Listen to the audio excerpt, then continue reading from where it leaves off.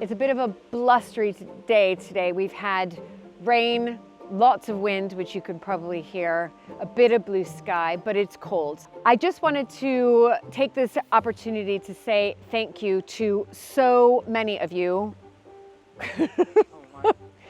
Hold on, it's gonna pass. Don't worry. There we go. It's pausing. Okay. We might have to, okay. Should we go into the conservatory? Okay. Oh.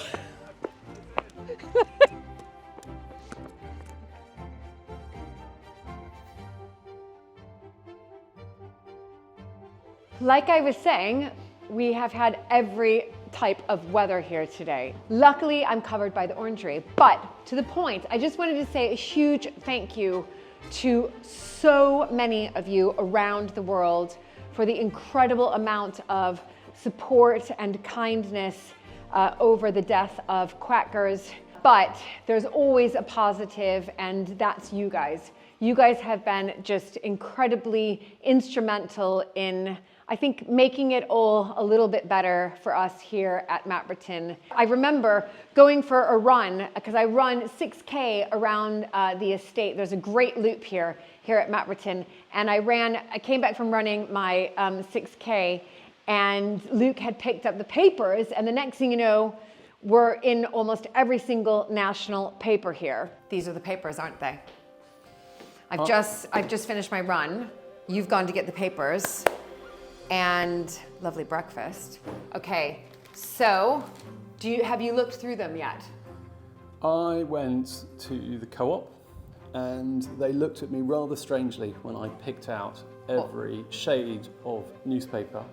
Right. And I opened the pages and lo and behold, there you are. If you go to the Times, for example. Okay, the Times. And isn't the Times like the most read paper? Whoa! Wait, page 3. You are page 3. Well, no, I'm not page 3. Quackers is page 3. Well, no, you are there because I see your face. Oh my goodness. Look at that headline, Murder Most Foul, Hunt on for the killer of Quackers. And then it says the Earl of Sandwich's family are bereft after a dog walker strangled their favorite duck. It's so shocking what has happened. It is shocking. You know, a visitor has come, enjoying our grounds and the estate, and then her dog off the lead, even though there's signs everywhere, keep your dog on a lead, off the lead, attacks the white Indian runner duck, and then she decides to take the duck in her own hands without coming to contact somebody, and we could have taken the duck to the vet or, you know, something, have a conversation, and no apology. Okay, so that's that one. That's gonna get a lot of press. Okay, and then is it in the Telegraph? It is in Telegraph. Okay, wait, there's Nicole. But you're not page 3 of the Telegraph, no, I'm afraid. Oh gosh, yeah, but this is a big one. Who killed Quackers the duck, asks Viscountess. Dog savaged bird before owner strangled it. Now I want an apology, says outraged aristocrat. Wow. Oh my goodness. We've had Quackers for 10 years. He was one of the most popular animals on the estate. And it is really sad. So there's that one. Then, well, I know we were in the Daily Mail for online. I couldn't find it in the Daily Mail. No, so because I think it was online. It was online. But you also were on the BBC, weren't you not? Yeah. So whole segment. Here we go. Family distraught as pet duck killed. But there is Quackers, which you can see. Quackers is the white one it's the white on duck. the right. Yeah. Yeah. So bereft of life. This is incredible.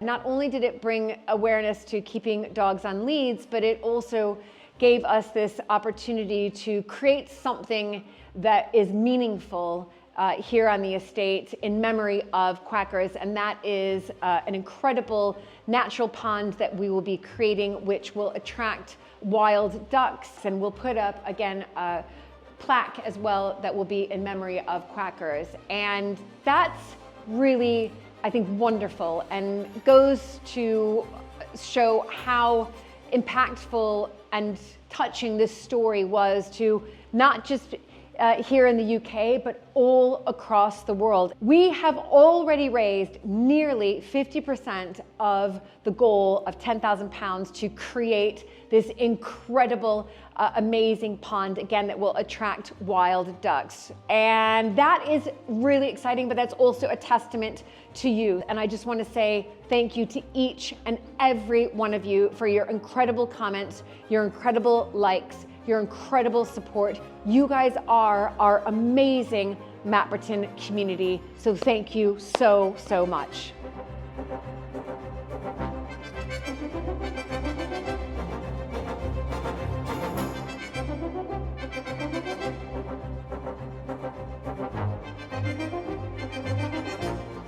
Mum and I are going for a walk in the garden, which is a lovely thing to do with my mum. Yeah, it's not something we do very often. Well, we don't do it very often. No, it's not nearly enough, actually. Well, let's try and do more. Well, yes, because I'd like you to know about some of the trees and plants. We're going down to the Arboretum because we've had this extraordinary response to the loss of quackers, which has led to lots of people wanting to contribute to a pond, which... in memory of quackers. In memory of quackers, absolutely. Hic jacet quackers. Hic jacet quackers. Hic! Indeed. So Mum and I are walking down into the Arboretum because down here there's a stream that runs in a gully, and we thought that there might be a place down here that would be suitable for creating the pond. Should be. What do you think? I think so, yeah. Right, Mum, we're at the top of the gully. Where does the stream come from? It's a sort of overflow, isn't it? From well, other... I mean, I never quite know where this comes. This comes from the, what's the name? From the fish pond. From the ponds. That is the overflow from the round pond and above the round pond. Above right Daniel's there, garden. Yeah. Above Daniel's garden. Yeah. So they come from two different sources. So there's a stream running down the bottom here that eventually joins up with the Mapperton, which is the tributary that then runs in to the River Brit. Which is where your beavers might be. The beavers are somewhere out there on the Mapperton. Well, they might be up here somewhere, I suppose. I haven't seen any trees getting cut down. You'd rather like that, Of course I would. Well, not in the Arboretum. Oh yes, I wouldn't mind. I mean, so wonderful to have beavers. What if they went after? Well, I mean, they're going to. This is a favourite tree of yours, but it's going to have to go, which is the pocket handkerchief tree, because it's dead. 7/8 dead. Alas, we've got a new one. But there's another pocket handkerchief tree, isn't there? One. And actually, if they were to saw that down, it would be quite good, so long as they made it fall the right way. If the beavers are watching, we want to direct you to this tree here, and it needs to come this way, which they won't like. Right, let's walk on down and have a look and see if we can find any suitable spots.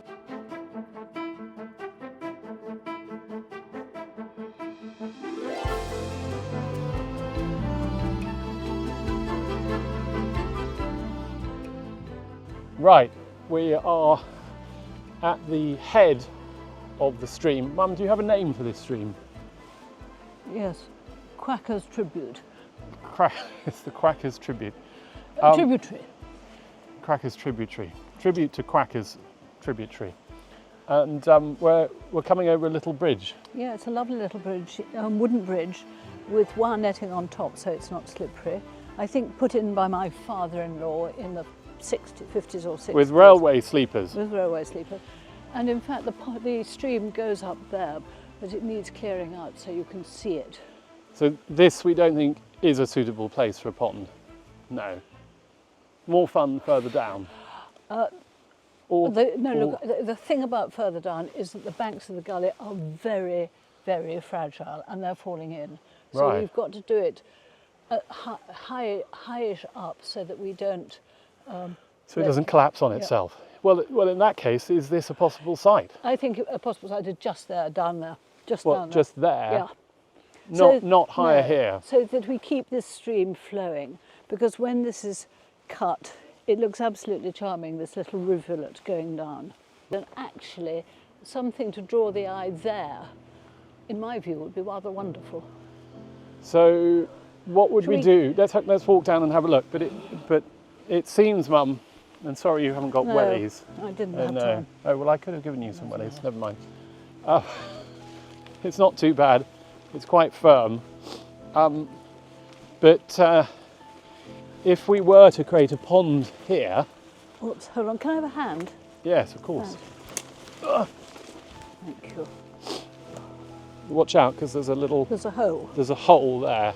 I tell you why there's all that mess. There was a little ash that fell. Right. Which has been... Oh, they've been cutting up the ash. Cut it up. Right. Ooh. You're right. Oh, yes, I am. If you go there, I'm going to it go should there. be stable. You can see that already there's some interesting pieces of cut stone there. That's not a normal shape for a rock, is it? No. But Mum, you think here? I think sort of there, just by somewhere near that gunnerer, just in this area here, so that the eye has something else to look at. Get a bit further down, it's really dangerous. Right.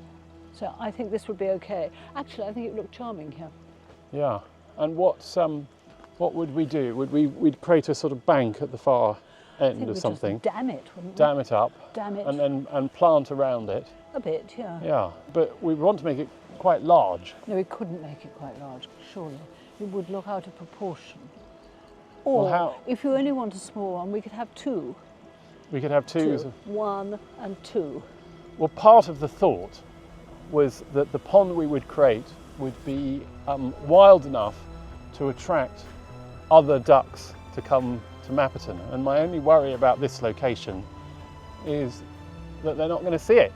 Well, then And it's not going to be big enough. Well, then they better go and eat the golden orf in the fish pond. Well, we do sometimes see And ducks on the herons pond there and too. herons. Yeah.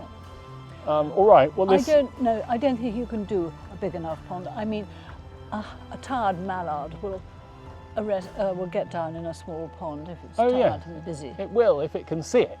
But if it's flying over and the canopy is closed, it hasn't got a chance of seeing that there is a nice resting There's going place. to be a lot more space.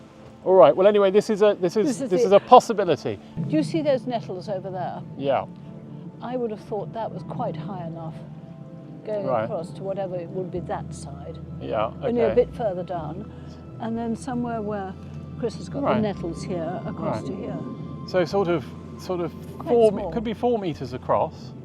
4 meters And sort is 12 of, foot, yeah. and probably sort of Yeah, six meters. No, more than that. Be sort of be big, but longer this way, wouldn't it? Yeah. Well, I think it would go. I knew I'd have to go down. Well, Oops. I'd better grab you. If I fall. All right. Certainly, I can have a hand. All right. please. There's a hand. Yeah.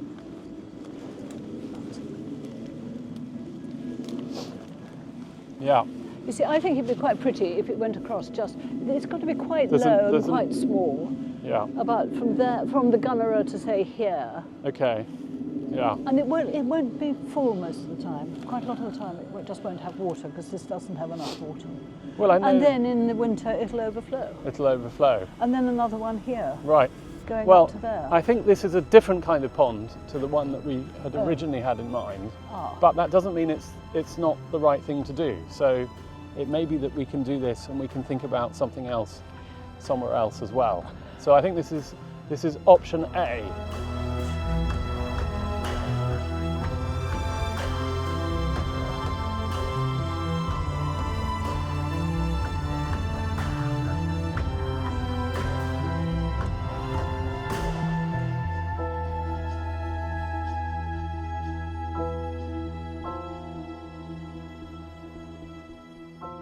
Mum, you've had an idea for one other possible one other spot. Place, yeah, further down. Further much down. Further down. I mean, this is the area we really can't do because both sides of the gully are falling in and it's dangerous and we'd never be able to get a pond in there that stayed. Yes, because we've got to think about how we would get a digger, for example. Oh, And that's not going to happen down there. that's certainly not going to happen. Though there has been a tractor in the gully once, hasn't there? By mistake. By mistake. My Who grandfather. was it? Your? It was my, yes, it It was was your grandfather, was it? my grandfather. It wasn't who, you or John? He managed to get off in time, but the tractor ended up in the bottom, I think. It did. Yeah. Gunnerer again. More gunnerer, but this is obviously much more open. This is really serious. So any passing duck would have a better chance of spotting a pond here. I couldn't encourage you to put a pond in No, here. no, I think I'm afraid. it's too steep.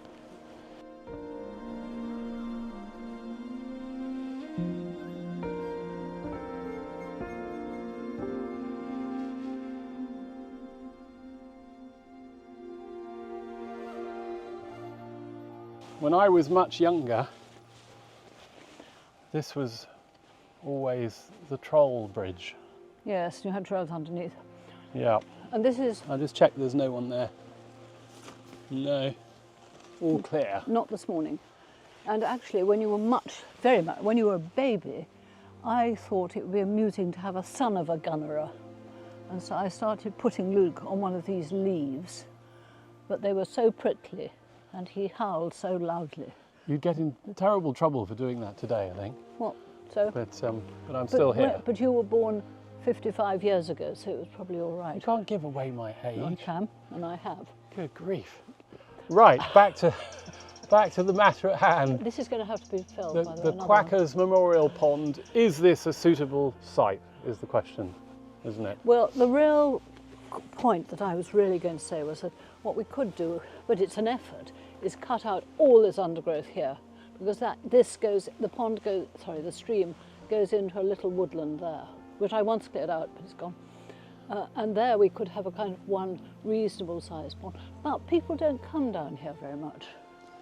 They don't, but then again it's supposed to be quite a wild pond, and so those who really want to discover it can. Mm-hmm. And at the same time it's quite peaceful for wildlife. Yes, we'd have about 4 days of straight clearing to get enough space. It's a big job. Big job. Big job, but might be quite interesting as an additional reason to come down here. And just looking at the lie of the land, it's actually not. You want to come over here, Luke? It gets much less steep slightly further down. There used to be a path down there. I mean, there is a path down there which is reasonably easily reinstated. There's a path down here? Well, there was, yeah. Yes. What do you think? Well, I wouldn't call that a path, but maybe once upon a time. Look, 20 years ago, there was a path down there, and George Brown used to keep it. Did he? And because I wanted to increase the length of the garden into this little wild area, because I thought it'd be nice for people. So what do you think, Mum? Would you like this cleared? And do you think it would be mind. interesting to have a pond there? I think it's good. It's a good option B. Do you know, I think it's more interesting. It is more interesting, isn't it? And I think you could do something larger. And you could do a larger one And here. it's also open, so it's visible for passing ducks to come in and have a little rest. Yeah, it's hard to see this one because there's so much growth, but I think it'd be more interesting. Let us know which of option A or option B you think is better suited. Who? Me? No, our audience. Oh, yes. Yeah. Could you choose option B, please? Right, we'll have no bias, please.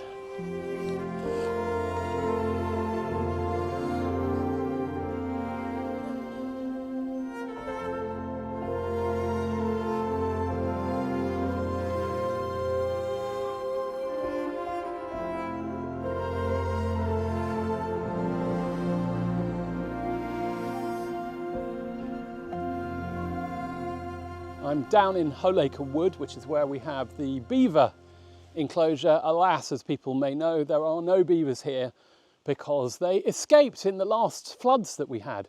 The floods broke the grill that stops the beavers getting out through the stream. So we've been doing a lot of work to bolster that, to build it up, to make sure that that doesn't happen again, because we will be getting some new beavers back soon. So I wanted to go and have a look at this, but what's really interesting is that we've also come up with a plan to try and repair the beaver pond, because the pond broke its banks. The beavers were so successful with their dam, the water came so high, the whole thing collapsed with all the pressure and went down the stream. So tomorrow we've got a team of people coming here to repair that, and once we've got that done and we're happy with the enforced grill at the bottom, we can bring back the beavers.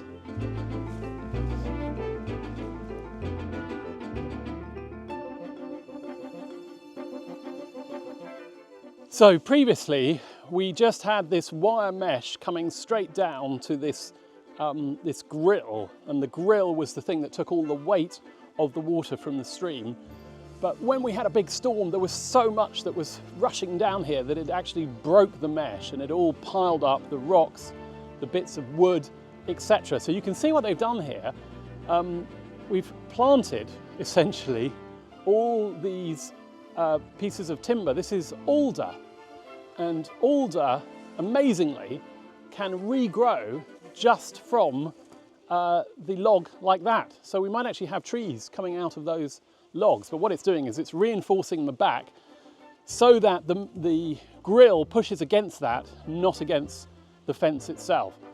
Tomorrow we're gonna tidy this up a bit. We're gonna add a little bit more support, and then you've got these two gates here. And the idea with the gates is that by having them in a V shape, anything big that comes down the stream will get pushed to one side rather than going up against the grill. So this is the cunning plan to make sure that we don't have the same problem as before with this getting overloaded and then breaking and the beavers getting out. So that's the first part of the work. Quite a lot of this has been done. We've got a bit more to happen tomorrow, but the main job tomorrow is in the pond.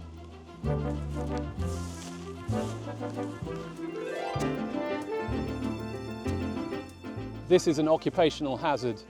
In the woods, we've got a tree that's come down, and it's another way that typically the beavers will escape, because the tree comes down over the fence, the beavers hop on it, and it provides a nice little escape route. Fortunately, there are no beavers here to escape, so again, I think we're going to be chopping this up tomorrow and using the material.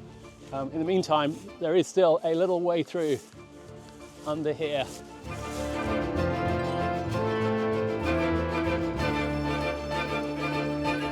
So this is the beaver pond, except it doesn't look much like a pond anymore. It used to be full, and you can see that what's left is the stream coming down here and going down the middle, but it's not filling up. And the reason it's not filling up is because at the far end there is a big breach in the dam. And we don't think that the beavers on their own are going to be able to fix that because of the lack of strength in the bank. So the plan is to bolster that tomorrow with some timbers and really build it up so that this pond starts filling. And in any event, when we bring new beavers back here, we want there to be a pond because they need somewhere just to be able to escape to and swim in to give them a sense of home. Right, let's see if we can wind our way through. You can see that all these trees that have come down, these were all felled by the beavers.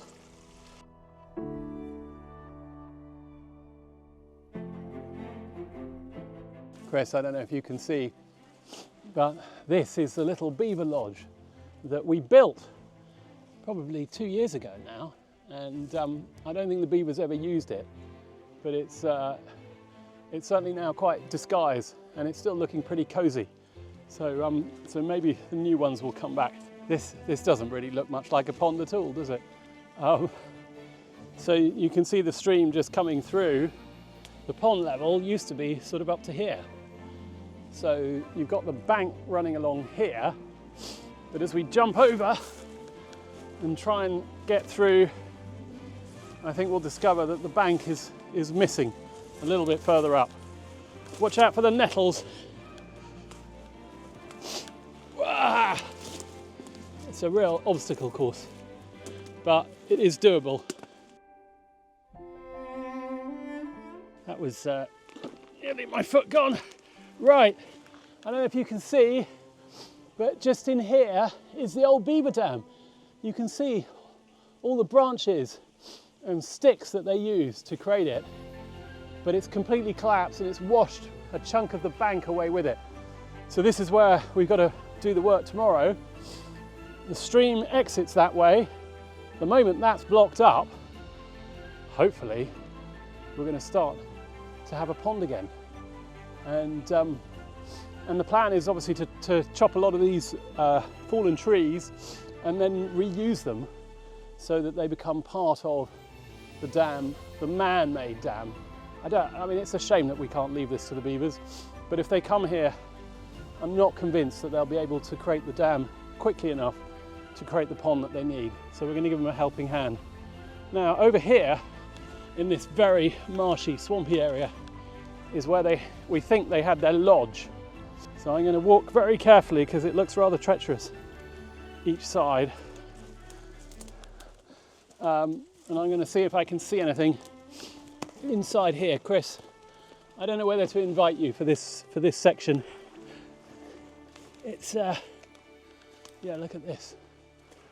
Whoa! Right.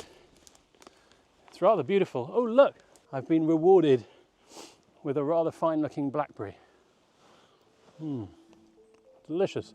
In fact, Chris, there's another one, so I'll save it for you.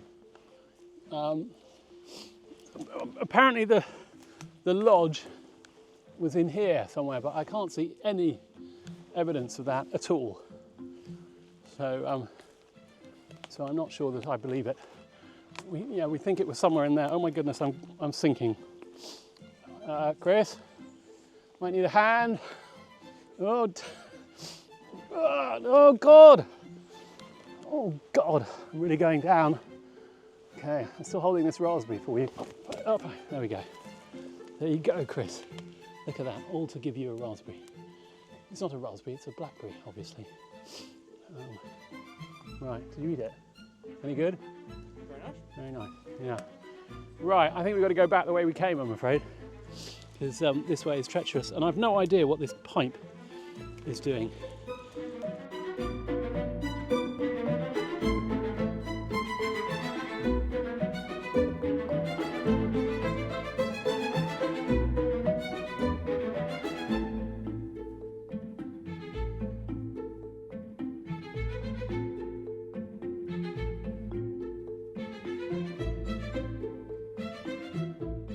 Right, I'm here back down in the stream, bottom of Whole Acre, with Mike Tilley, who helps with many things here at Mapperton.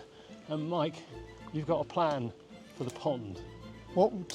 We've changed our plan slightly. So what we're trying to do now, partly because we've had an awful lot of wet weather, difficult to get the machines in, etc. So we're doing it now basically by hand. So this is the entry into the pond that we're trying to repair. So as you can see, there's still water running into that, which we'll probably try and cut down that flow in a minute. We've been working on the hole where the water had burst its way through. The chaps have been there trying to fill that up with wood, timber to block in the hole. We're going to put sandbags in front to try and block that up as well, which eventually the silt will form up against and block the hole. And also we're then after that going to put a roll of chestnut paling fencing along to create like a barrier to try and spread the flow of the water. We've discovered in there this morning that there's an awful lot of water actually in the ground coming up. So What water, when you say coming up, do you mean it's just water that's stagnant in the pond, or water that's coming out from underneath, like a spring? Yes, it seems to be water coming out of the banks around probably, and coming out of the silt, because over the last week we had an awful lot of rain, which actually proved, with the work we've done before upstream of making these woody dams, we reduced the flow down, and I think we have a video of the flow going through there on Saturday was a lot less than it has been in the past, just by restricting the flow. And Mike, looking up that way, you've been doing the job of the beavers by felling timber and really putting it into the stream, which is what would be happening normally anyway. Yeah. And the idea with that again is to slow the flow, but also, I guess, stop stuff piling down. It's to stop debris. Because if you don't get the wood packed across tightly, then the timber will come down through and cartwheel and then take out things that you've tried to build. So the idea here, perhaps we'll try and fill this in a bit in a minute to restrict the flow. The lads down there, what they're doing now is going to start filling sandbags, and then we'll build this wall by hand really to try and retain the water in the pond. We've also noticed that possibly one thing we have to do is there's an overflow pipe in the pond, which you may want to look at in a minute. Yeah, I saw that at the far end. Is that an overflow pipe? Yeah, we think it's an overflow pipe. It looks like one, but it's actually higher than it should be. Right. So we'll probably cut that off at some point. And we've also got a piece of pipe we can put in. Yeah. Do you think it needs unblocking as well, or we'll have a look at that? Yeah, we've got a piece of pipe we can that will maintain the level, won't it, of the pond. Fantastic. All right. Well, I'll tell you what. Why don't I have a go at stopping this flow? Yep. You can have a go with that. And then we can go, look at the bank and the sandbags and see all the other things. And it's now starting to rain. It sure is. Right. Better get going. we've got the water coming down and it's splitting between the two. And in order to make it easier for the work in the pond, we're going to try and dam it up here, which I think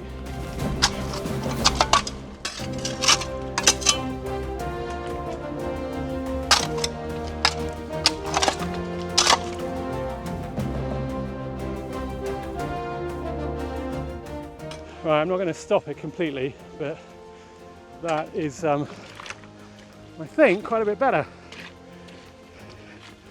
And then we can, once we've done more of the work down there, we can release it back in this way. So, right, let's go see what's happening.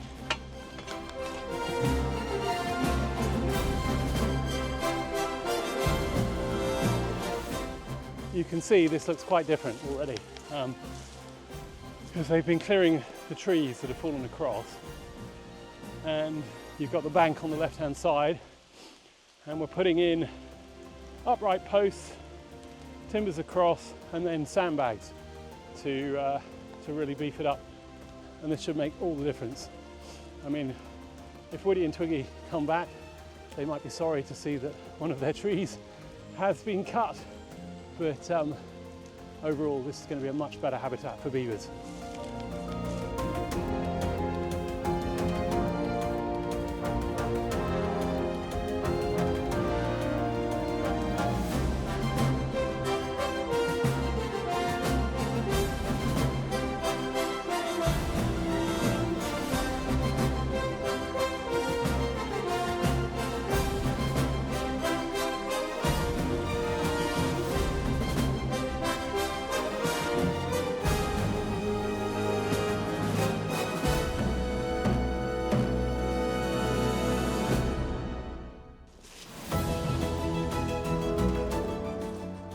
There's a queue for the sandbags now.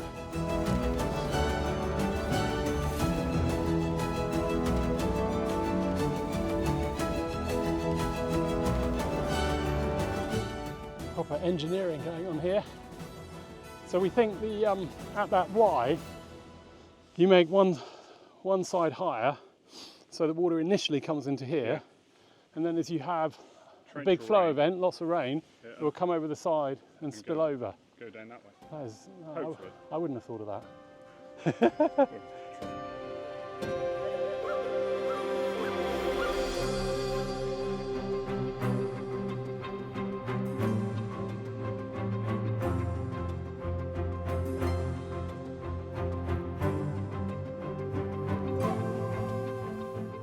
This was one of the beaver dams built by Woody and Twiggy, and it's pretty impressive.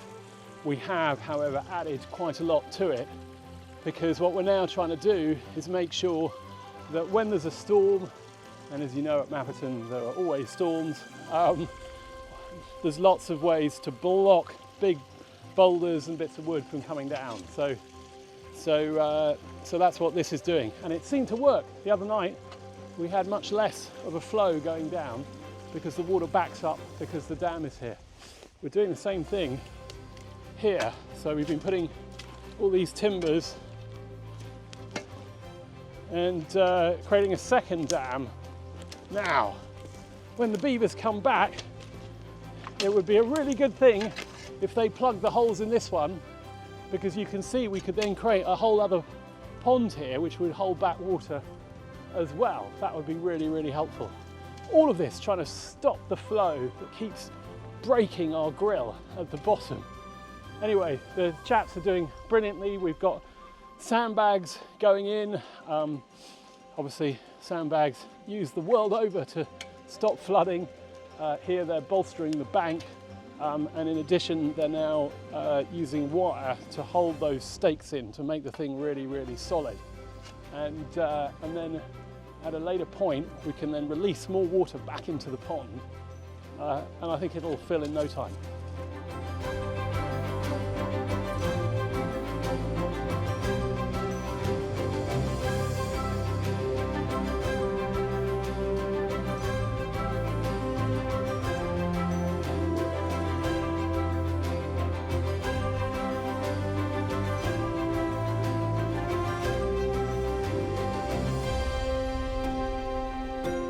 feeling as though the mud, I mean, it did come right up to this one. Chris, of course, went almost the whole way in. Chris, I got to take the camera because, yeah, look at that. And you think you need to get changed? I'm going home. You're going home.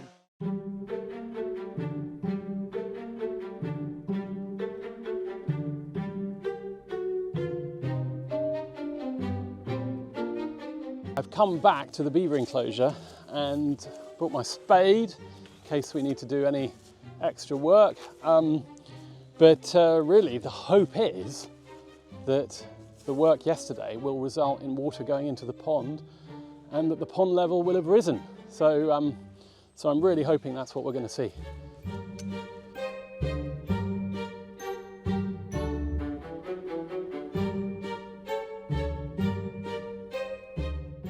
You can see that we've actually managed to stop the water coming through here. This was where all the water was flowing before and heading down, which is why the pond wasn't filling. So that's absolutely brilliant. We've got all these sandbags blocking the hole, and there's also no water coming around that way. It's all coming this way, so it's all going into the pond, and yet I can still hear the sound of fast running water. So I think we have a leak, yet another leak. And the leak, if I'm right, is here. In fact, I can see fast flowing water coming right out under here. And really frustratingly, I think that while we've succeeded in diverting the water and blocking the main dam, somehow the water is coming out underneath. It's getting through under here. So I don't know quite what that means. I'm going to have to talk to Mike and see whether we think we can do anything. But you know, I suspect there's a hole running right under the bank, which is where the water's coming out. So quite frustrating. The moment we've blocked that, I think this whole thing will start to fill, and then, you know, obviously we've got quite a lot of mess with all the timber that we've chopped up, but that will all vanish. But as is a tradition at Mapperton, we've still got to plug another leak.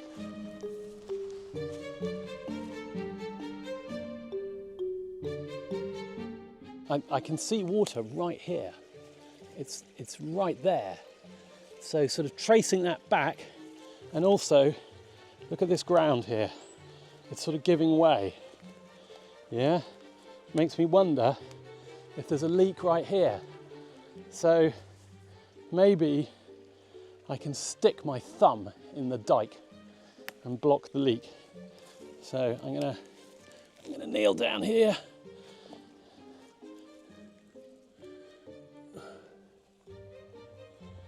It's cold. Not seeing any. Oh, yeah, you see,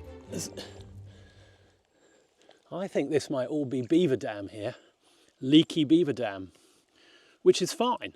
You know, we want the dams to leak, but we want to fill the thing up before the beavers come back.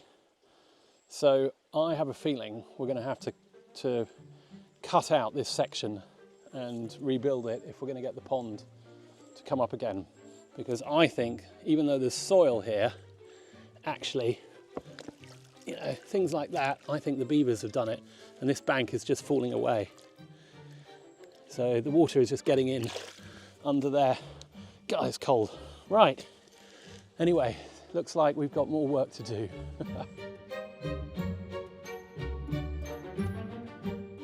So the chaps have done a great job of diverting the stream. Yesterday it was mostly going that way, and now it's all going through into the pond, even though we've just established that it's coming out through a leak that we think is part of where the beavers built their dam before. I mean, beaver dams are supposed to be leaky, but all the water's going out and we want to retain enough of it. Anyway, the idea here is that when we have a lot of water coming down here, which we will after a storm, the flow will be so high that some of it will divert this way. So it won't overwhelm the pond, and that's why we put sandbags here, because it should divert water here, but it'll also allow some of it to go that way. At the moment, nothing's going that way. It's all going into the pond, which is what we want. But I don't think we can rely on the beavers to repair that leak. So we're going to have to do something about that ourselves.